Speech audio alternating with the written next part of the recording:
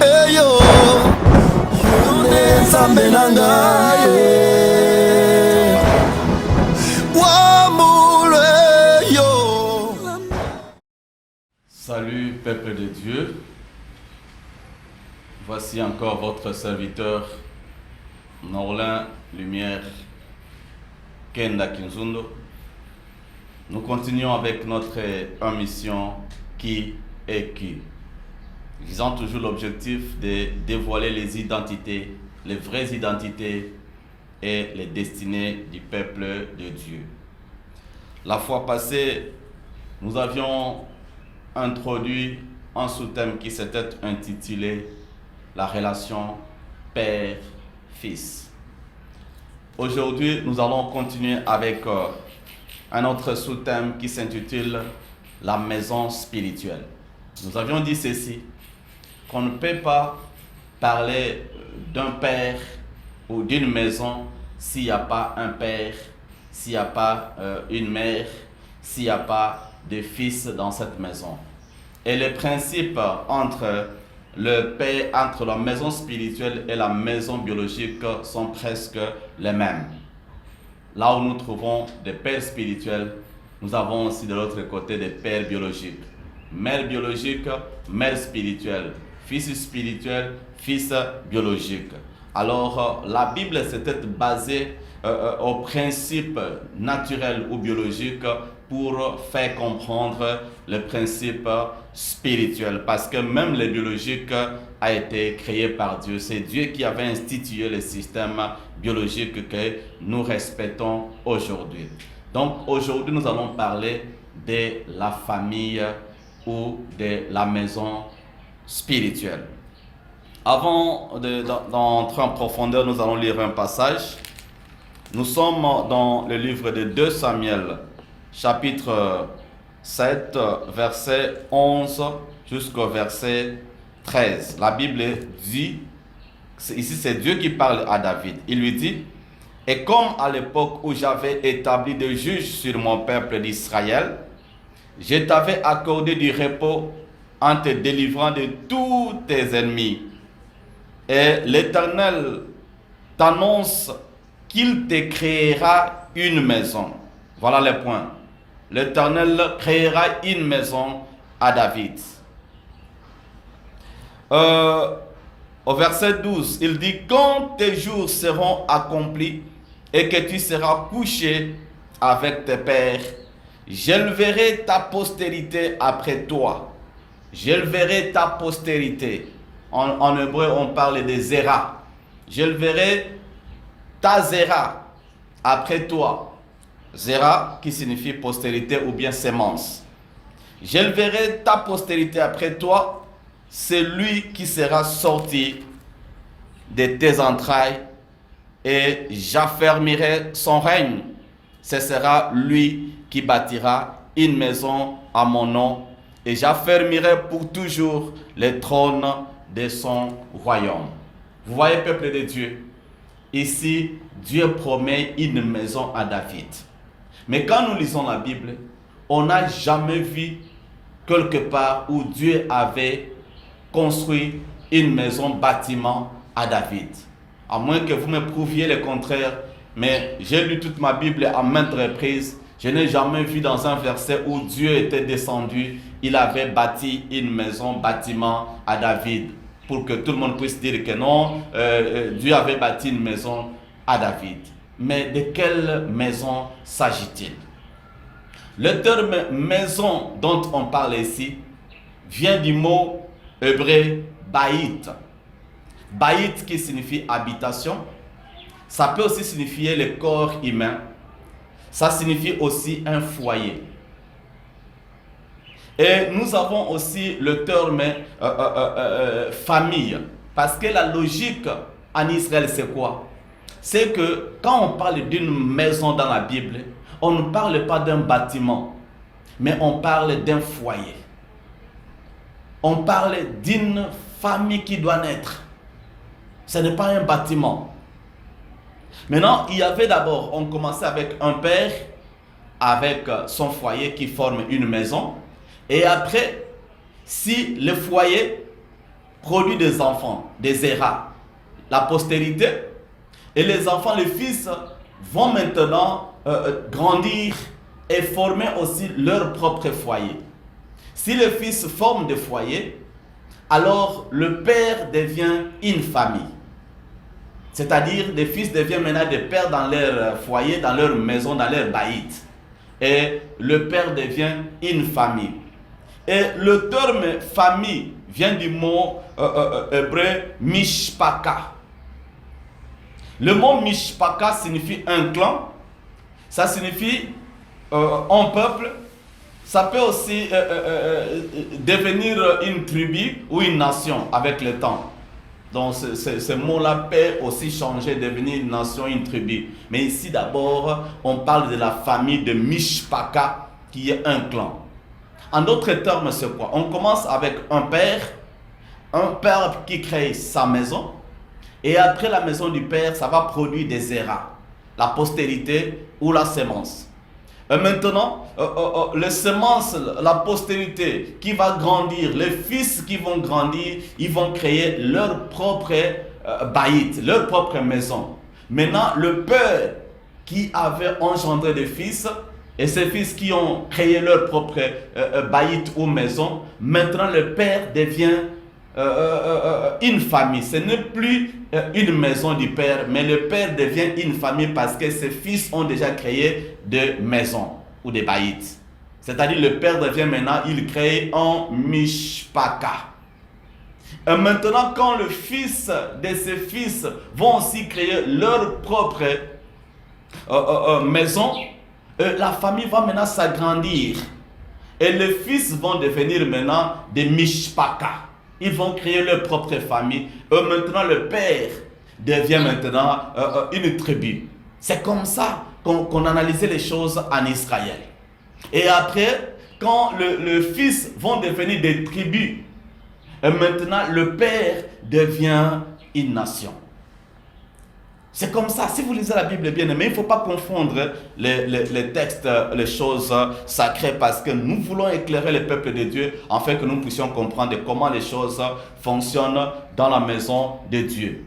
Alors, Israël, parlons un peu d'Israël parce que c'est la nation référence, notre nation référence dans le domaine des familles ou des maisons.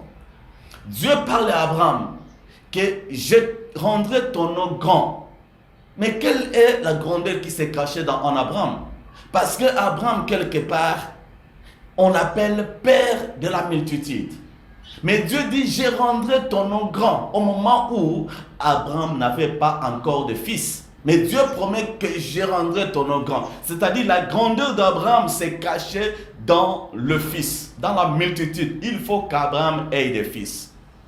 Tant qu'Abraham n'avait pas encore de fils, son nom ne pouvait pas devenir grand. Mais Abraham n'a engendré qu'un seul Zéra, une seule Zéra dans le terme de postérité ou sémence. Et cette Zéra-là, c'était Isaac.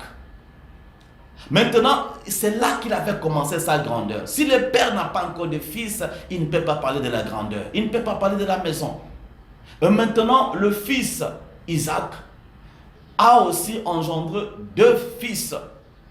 Et maintenant, lui a obtenu la double portion de son père.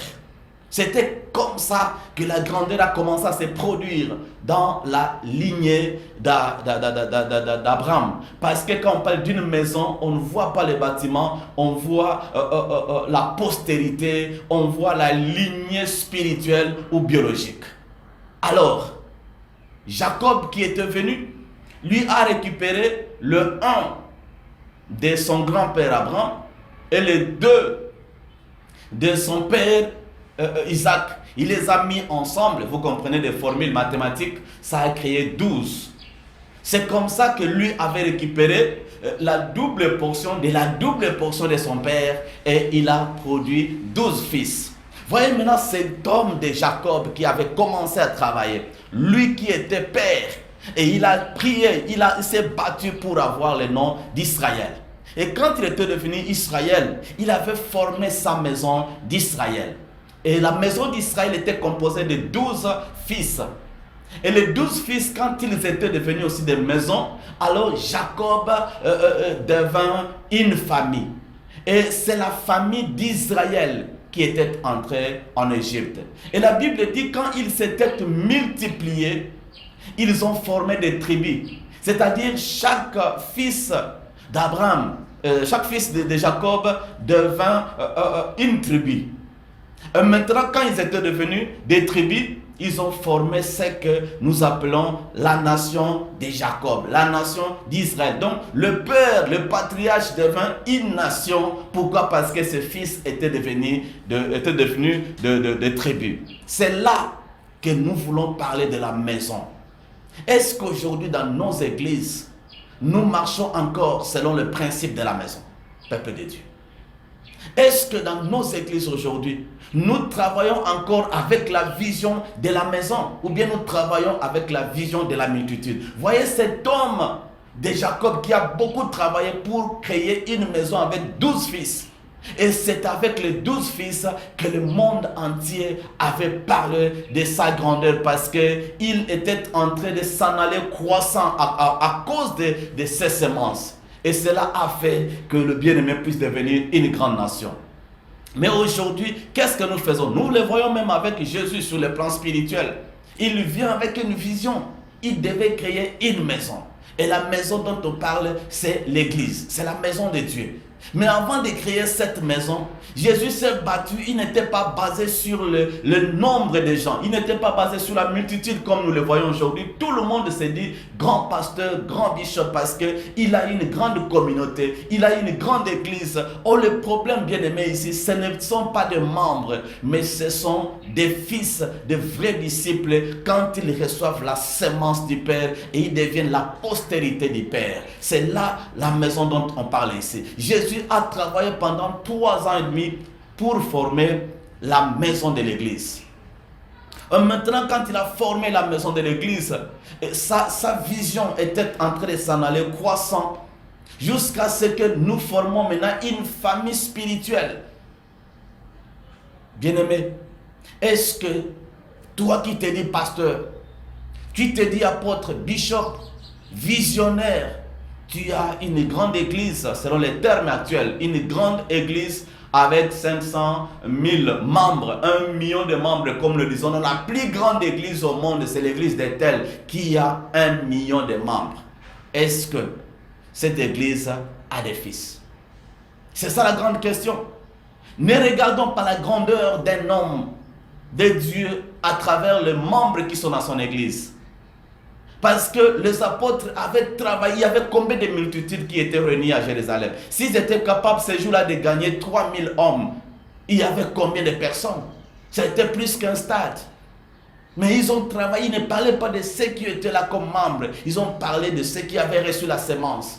Il faut compter ceux qui reçoivent la sémence. Est-ce que toi qui parles, tu te dis avoir une grande église, tu te dis grand pasteur à cause des membres, tu as des fils et de vraies filles spirituelles dans ton église?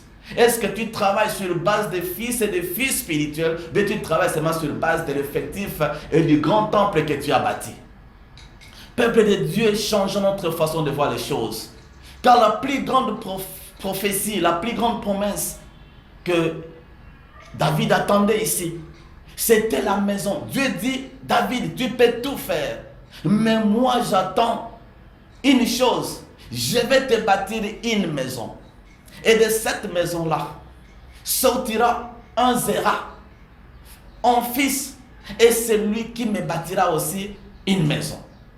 Toi David, moi l'Éternel, je te bâtirai un baït. Et de ce baït sortira un Zéra. Et c'est le Zéra qui me bâtira aussi un baït. Donc, la maison que Dieu avait promise à David, ce n'était pas un bâtiment, mais c'était l'ensemble, c'est une famille, c'est une lignée spirituelle ou biologique même. Mais en ce temps-là, c'était plus biologique. Mais la promesse donnée s'est basée plus sur le plan spirituel. Dieu dit, je te bâtirai une maison. Je te créerai une maison. Je te donnerai la capacité, la sémence d'avoir de fils. Et parmi ces fils-là sortira une postérité, un Zéra, et c'est lui qui me bâtira une maison. Voilà pourquoi quand Jésus était venu, le fils biologique, Salomon, avait bâti une maison matérielle qui était le temple de Salomon. Et tout le monde croyait que c'était ça la promesse. Or, c'était juste une image. Parce que la grande promesse que David attendait, c'est d'avoir un fils qui sortira de sa maison et qui bâtira une maison à l'Éternel. Et maintenant, le fils dont on parle ici, c'est Jésus, qui avait regardé le temple selon le système de Salomon. Et il dit aux Juifs, détruisez cette maison et moi, je la rebâtirai dans 3 jours. Vous voyez, maintenant, nous avions dit que le terme baït peut signifier aussi un corps.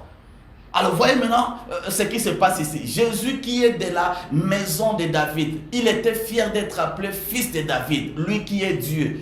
Mais voyez maintenant comment Bartimée, quand il l'avait rencontré, il appelle fils de David. Il refusait de s'arrêter. Mais quand il a entendu parler de fils de David, il s'était arrêté parce qu'il a vu que la personne avait reconnu son identité. Il a appelé fils sémence de David. Ce n'était pas une sémence biologique, mais à ce niveau, c'était une sémence spirituelle. Fils de David, j'ai besoin de la délivrance. Jésus, c'est le fils, c'est le Zéra de David. Et c'est lui qui avait promis de bâtir une maison à l'Éternel. Et cette maison-là, c'est l'église, corps de Christ. Gloire au Seigneur. Bien-aimé, Jésus avait une mission de bâtir une maison spéciale pour l'Éternel. Mais avant que le fils de David ne bâtisse une maison à l'Éternel, il fallait que l'Éternel bâtisse une maison à David. Si tu es vraiment visionnaire, pasteur, évangéliste, prophète, apôtre, docteur, bishop, archibishop, cardinal, oui, si tu as une vision bien-aimée, c'est une bonne chose. Mais la question que je te pose, est-ce que Dieu t'a déjà bâti une maison? C'est sur base de cela, de ce principe qu'il faut travailler. Est-ce que Dieu t'a déjà bâti une maison, une baïte? Est-ce que Dieu a déjà bâti cela pour toi? Est-ce que tu as une lignée spirituelle que Dieu a créée pour toi? Est-ce qu'il t'a déjà donné une semence avec laquelle tu dois bâtir une maison spirituelle? Voilà la grande question qu'il faut se poser avant que tu ne te fasses appeler grand homme de Dieu, grand serviteur de Dieu. Tu dois répondre à cette question. Est-ce que dans ta vision, tu as une semence? Est-ce que Dieu t'a déjà donné un Zéra capable de prendre, de te succéder pour que tu deviennes un père? Vous qui vous battez par-ci, par-là, c'est moi qui suis le père des réveils, c'est moi qui suis ceci. Ce n'est pas le problème d'un combat. Le fils reconnaît toujours son père, même s'il est fou, même s'il est infirme, même s'il est aveugle. Mais le véritable fils reconnaît son père et il l'honore partout. Nous avons besoin de pères qui peuvent bâtir des maisons, des baïtes, et non pas de gens qui réunissent des multitudes de masses. Nous avons besoin de fils, nous avons besoin de filles spirituelles qui ont l'ADN de leur père. Et le fils, c'est l'honneur. Je peux encore m'imaginer, le fils est l'honneur de son père. Je peux encore m'imaginer comment est-ce que Jacob était petit. Il n'avait pas de valeur, un pauvre berger, mais il avait quand même ces semences-là. Il avait quand même ces Zéras-là capables de pouvoir produire 12 fils. Nous allons réfléchir sur l'avenir de chaque fils. Ce sont des semences spéciales, particulières qui avaient bougé, qui continuent à bouger le monde jusqu'à aujourd'hui. Les semences d'Israël, de Jacob. Voyez maintenant, parmi les semences, il y avait une semence qui s'appelait Joseph. Ces Zéras-là de Joseph étaient un Zéra de la grandeur, et qui était parti en Égypte avec une vision spéciale. Il a dévoilé la sémence, la puissance de la sémence de son père. Le père ne lui avait pas donné l'argent, mais le père lui avait donné l'ADN, la sémence. Et c'est cette sémence-là qui avait permis que Joseph puisse devenir un grand en Égypte. Alors, bien-aimés, voyez la sémence de la grandeur que Jacob avait insérée en Joseph, a fait de lui une grande personne qui résolvait de grands problèmes en Égypte. Il est parti non pas avec l'argent, mais avec l'ADN de son père. Et cela a bougé sérieusement le monde. Parce que le monde entier, pendant la crise, cherchait le fils d'un homme en Égypte, qui est Joseph. Et Joseph n'a pas changé de père comme nous le voyons aujourd'hui. Il est resté fils de la maison de Jacob, d'Israël. Il a respecté l'origine. Mais aujourd'hui, les fils que nous avons sont devenus des vagabonds. Ils courent derrière la grandeur. S'il voit un pasteur, c'est lui qui l'avait formé parce qu'il n'a pas une grande église. Alors il va chercher celui qui a une grande église qui est renommée. Or, Joseph s'était retrouvé auprès d'une grande personne qui était Pharaon et qui bougeait le monde, un grand roi, la grande puissance du monde entier à ce temps-là. Mais il n'a pas changé d'identité, il est resté le fils de Jacob. Et jusqu'au jour où Jacob était venu en Égypte, maintenant le fils a fait la grandeur, il était l'honneur de son père. Il arrive et Pharaon était étonné, il s'est dit, c'est toi le père de ce fils? Non, tu as une semence extraordinaire. Il est parti s'agenouiller devant Jacob et lui dit, bénis-moi. Jacob l'avait béni. Pourquoi il a cherché la bénédiction auprès de Jacob? Parce qu'il a vu la puissance de la semence de Jacob en Joseph. Est-ce qu'aujourd'hui nous avons encore cet esprit-là? Le nom Paul signifie petit et le nom Timothée signifie honneur. Vous voyez maintenant, Paul c'est le père qui est petit et Timothée c'est le fils qui est l'honneur. C'est-à-dire l'honneur du père dépend de son fils ou de ses fils. Vous devez travailler pour élever des fils afin que le monde puisse voir que vous avez vraiment une semence et vous êtes capable de bouger le monde. Chers chrétiens, ne cherchez pas de grandes églises. Je ne dis pas qu'avoir une grande église c'est un péché. Mais je dis, ne courez pas derrière ceux qui ont des grandes églises. Mais cherchez quelqu'un, appelez quelqu'un père parce qu'il a une semence à te transmettre. Et vous qui vous faites appeler père, ne vous faites pas appeler père quand vous n'avez pas de semence. Vous êtes incapable d'engendrer de fils. Mais vous devez prier que Dieu vous donne des semences, des eras qui peuvent vous permettre de créer une maison, une lignée, une généalogie spirituelle. C'est ça ce qui fait de quelqu'un un père spirituel. Tu as de grandes églises, tu as une grande communauté, mais est-ce que tu as une lignée spirituelle? Est-ce que tu as une généalogie spirituelle, bien-aimé? Est-ce que tu as des fils qui peuvent te faire ton honneur partout dans le monde? Qui peuvent pousser le grand de ce monde à reconnaître ton onction parce que tu as engendré des fils? Si tu n'as pas de fils, si tu n'as pas la semence, ne te bats pas en vain. Mais cherche Dieu, la face de Dieu comme David. David avait beaucoup d'enfants, mais Dieu lui avait dit jusque-là, je ne t'ai pas encore donné une maison. Je te créerai une maison, je te bâtirai une maison. Dieu veut te bâtir une maison. L'absence de la maison de Dieu dans nos visions, l'absence du baillit de Dieu dans nos visions, dans nos églises, l'absence de la postérité spirituelle et divine dans nos visions est en train de déstabiliser l'église au Congo, en RDC, est en train de déstabiliser l'église en Afrique, est en train de déstabiliser l'église à travers le monde. Parce que nous avons de grands pasteurs, mais qui ne réunissent que de foules parce qu'il a le don de guérison, il a le don de bien enseigner, il a le don de miracles, il a le don de prophétie, mais il n'a pas la semence. Ce sont des stériles qui réunissent des multitudes, mais qui n'ont pas de semence spirituelle. Vous regardez, il appelle quelqu'un son fils, mais quand vous l'écoutez, il n'a pas sa semence. Ce sont des gens qui se débrouillent. Ce sont des chèques spirituels. Nous avons beaucoup de chèques dans nos églises qui sont en train de prêcher l'évangile. Quelqu'un qui n'a ni père ni mère, mais qui est né dans la rue et qui sort comme ça sans semence, mais lui aussi veut créer sa maison.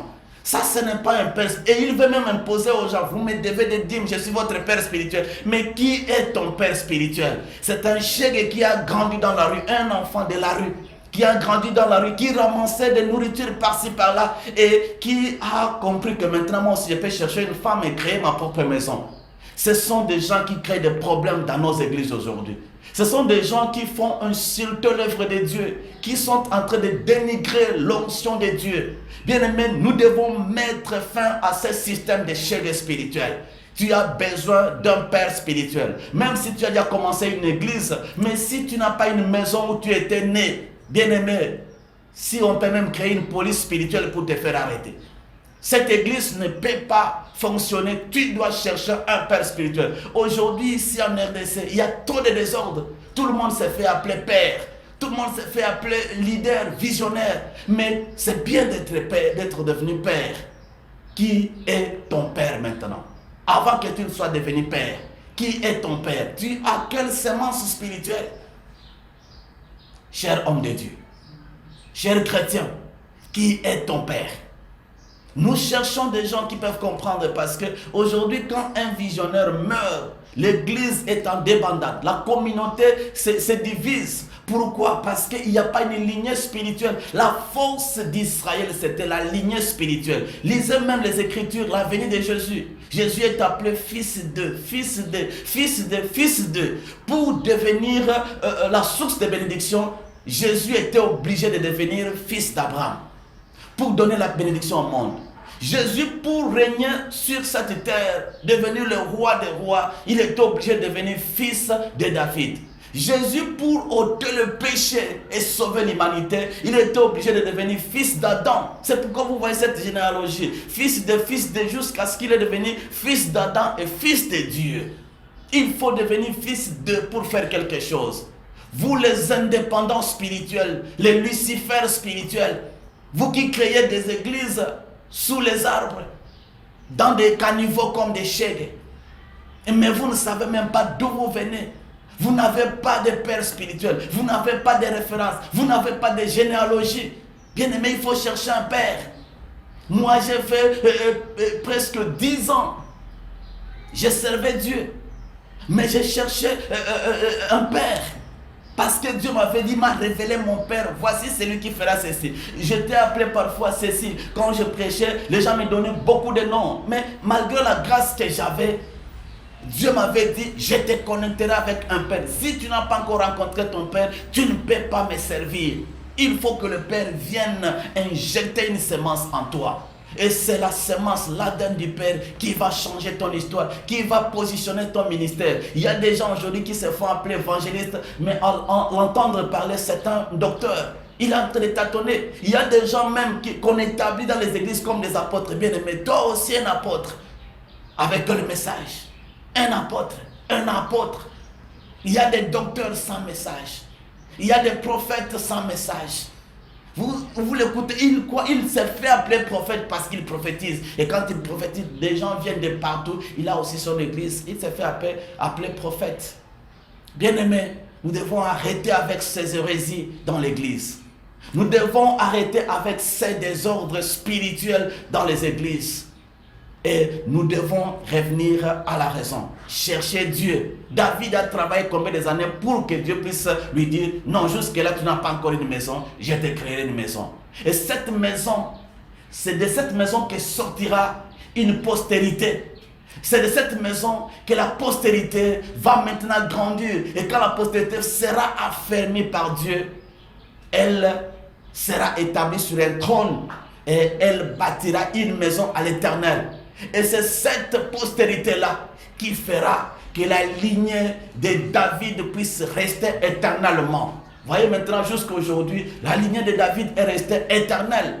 C'est David qui a engendré maintenant Jésus, qui est appelé le Fils de Dieu. Et le trône de David devient éternel à travers de son Fils qui est le Christ. Si tu veux que ta vision devienne grande, il faut que tu aies un fils. Il faut que tu aies une maison. Cette maison-là, c'est l'église. C'est ça la vraie maison dont on parle ici. Nous sommes en train de parler de la relation père-fils. Et nous avions entamé l'étape de la maison parce que c'est dans la maison que nous allons étudier d'autres fonctions. Père, fils, mère, spirituelle. Toutes ces choses, nous allons les comprendre. Voilà pourquoi aujourd'hui, j'ai voulu faire voir et faire comprendre au peuple de Dieu que pour mettre fin à tous ces désordres, à toutes ces divisions, où les gens sont en train de se déconnecter parce qu'il a la grâce, il va sortir ce que les anglophones appellent to break the rank. Ils sont en train de briser les rangs. Parce que tu as la grâce, tu vas commencer une vision au lieu de rester dans la lignée. Nous allons entrer en profondeur avec le temps à la fois prochaine afin que vous puissiez comprendre ce que nous sommes en train de renseigner ici. Bien-aimé, si tu sens, tu es touché par les messages, appelle-moi au plus 243 81 84 61 390. Tu peux aussi entrer sur notre chaîne YouTube qui est point d'interrogation, prophète sans E à la fin, NLK, et tu auras tous les messages. Tu peux me contacter, poser des questions, nous allons réfléchir. Si tu n'as pas de père, cherche-moi, je vais t'orienter. Je ne veux pas que tout le monde puisse devenir mon père, chacun a son père quelque part. Alors, je voudrais que tu puisses entrer en contact pour qu'on puisse parler, qu'on puisse réfléchir et créer une véritable famille spirituelle qui va mettre fin au combat du diable contre l'Église. Bien-aimé, je suis prophète Norlin Lumière Kenda Kinzundo, le visionnaire de l'église Myrtad Ministries. Je suis à Kalamu, juste à Saint-Louis. Si vous arrivez à l'arrêt école sur le boulevard Saint-Louis, il y a un hôtel qui s'appelle Hôtel Saint-Louis. Entrez sur cette avenue-là, à côté de l'hôtel, et vous allez chercher le croisement avenue Mwanda et avenue Zoao, numéro 22 bis. Un immeuble inachevé là-bas. Nous sommes au premier niveau. Venez là-bas, venez nous contacter et nous allons parler. Il y a beaucoup de programmes et nous allons réfléchir sur ce que nous pouvons faire avec vous. Que le Seigneur vous bénisse. Bye.